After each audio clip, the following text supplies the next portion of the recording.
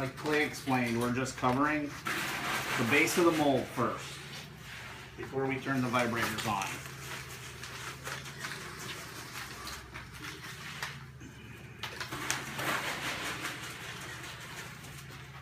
I'm leaving that mixer running out there because there's still some concrete in it and I don't want it to set up.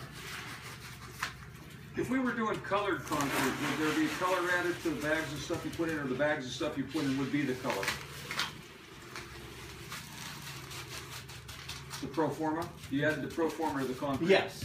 If you wanted color, another color besides black, is Same thing. The pro formula that comes in. That's what I mean. The pro forma is the color. Yes, exactly. There's not a third product. Right. Okay. It's got the color Yeah. and the water reducer. Right. And there's some polypropylene fiber in here. So, but if you were gonna, you said there was a limited color selection in the proforma? And if you wanted to go So if you custom. wanted a custom color, you'd go clear or the non-colored proforma?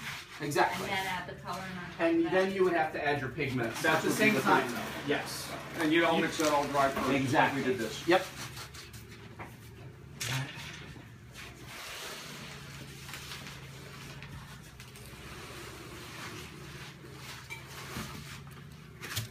Yeah, the driveway's over at the house. You guys aren't doing something later.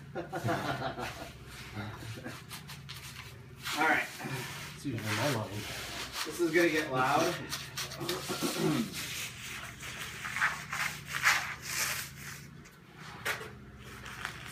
So we're gonna start off with it all the way up on high. Watch it.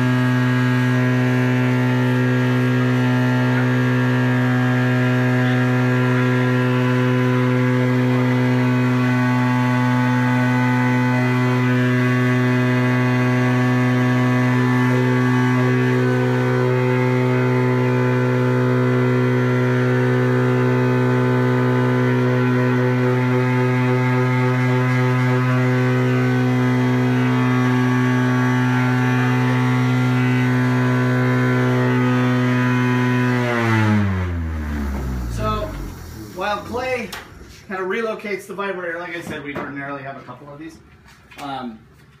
He gets mad at me because I keep selling the used ones. So we took one home. Yeah, seriously.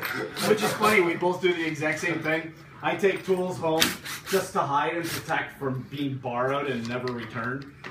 And then they'll be like, "Hey, we need a circle saw." Oh, I got one of those. Right in. No. What ordinarily we have two of them here, but if you noticed, as we fill it up, and I'll pay attention when we're down on this end, but what we're actually watching, and you can kind of see Clay moving his hand over this while it was vibrating, it's because we're constantly kind of knocking down all of the air bubbles that are coming up to the surface, all right? And just by knocking them down, it gives us an idea of how many air bubbles are continuing to reappear.